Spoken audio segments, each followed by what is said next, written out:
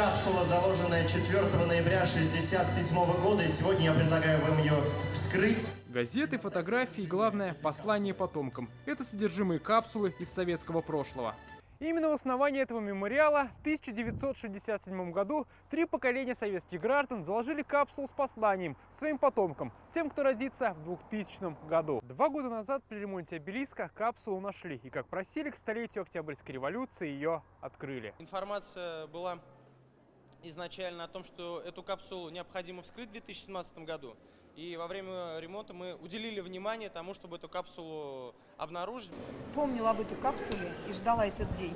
Эти 3 дамы – одни из тех, кто закладывал капсулу. И так тогда школьницы видели будущее спустя полвека. Что-то было такое, что, уважаемые наши потомки, вы будете жить в светлое время при коммунизме, мы вам немного завидуем. И таких пожеланий машинопечатным шрифтом набралось 2 страницы. Сегодня их прочитали.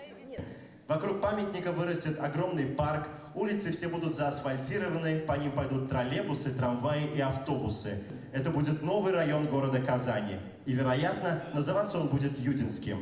Мы убеждены, что среди вас не будет хулиганов, воров, пьяниц, которые нам сейчас портят настроение. Как сошлись во мнении наши современники, многое из послания сбылось. Я считаю, хоть и мир не стоит на месте, то есть все двигается вперед, но почти все из этого послания актуально на данный момент.